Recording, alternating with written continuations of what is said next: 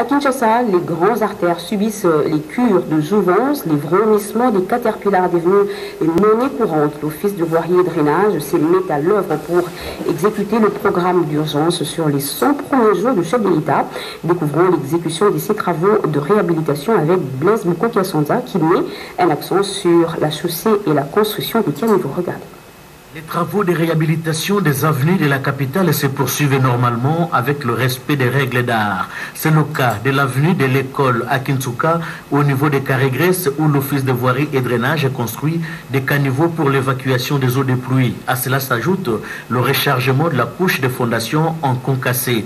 Rechargement également de la sous-couche de fondation avec moellon pour stabiliser les sols. Dans 3 jours sera le tour d'uniformiser la surface et ce avant le bétonnage des endroits rigides. Travaux d'assainissement également sur l'avenue Koutou, toujours à Kinsuka. Outre l'exécution des travaux de réhabilitation de la chaussée, il y a également la construction des caniveaux pour éviter des inondations à répétition dans ce quartier qui respire aujourd'hui l'ère de la modernité. Sur l'avenue du commerce, nous étions en face des grands travaux en bétonnage de la chaussée en béton armé sur une longueur de plus de 1 km. Ces travaux qui ont commencé à partir de l'INA vont déboucher sur l'avenue Kassavubu.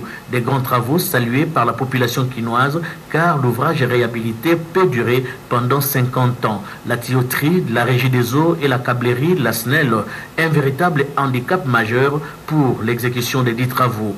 Un petit tour sur l'avenue Kabinda, tronçon compris entre Willery et Mouchi, nous a permis de découvrir une chaussée réhabilitée partiellement, totalement et aussi profondément à certains endroits et la construction des caniveaux pour l'évacuation des eaux de pluie car le grand ennemi de la chaussée c'est l'eau.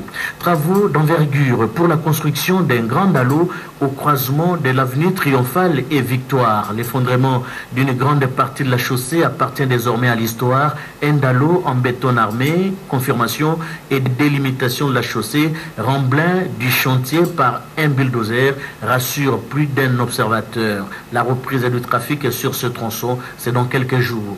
Sur l'avenue Sayo, dans la commune de Kassavubu, réhabilitation de la chaussée terminée, l'OVD s'attelle actuellement à la construction des caniveaux et à l'aménagement des accotements pour rendre davantage fluide la circulation sur cette avenue qui représentait il y a si peu un danger public pour les automobilistes. Avenue de l'Université, au niveau du rond-point ESO, l'OVD a déployé engins et personnel pour les travaux d'asphaltage de la chaussée, ce après l'impréhension. La finisseuse d'enrobé et de béton bituminé, les compacteurs à rouleau et les compacteurs Albarette y sont déployés pour faire de l'avenue de l'université un ouvrage coquette pour le plaisir, parfois des regards critiques. Enfin, à la foire internationale de Kinshasa, d'autres travaux d'assainissement avec la construction des caniveaux s'exécutent selon les règles d'art. Actuellement, c'est l'étape de couler les bétons des propriétés. C'est la résultante de la mise en œuvre du programme d'urgence sur les 100 premiers jours du président de la République, Félix-Antoine Tshisekedi Tshilombo, un processus à poursuivre pour répondre ainsi aux aspirations de la population congolaise, fruit de l'alternance des actions et non celle des paroles.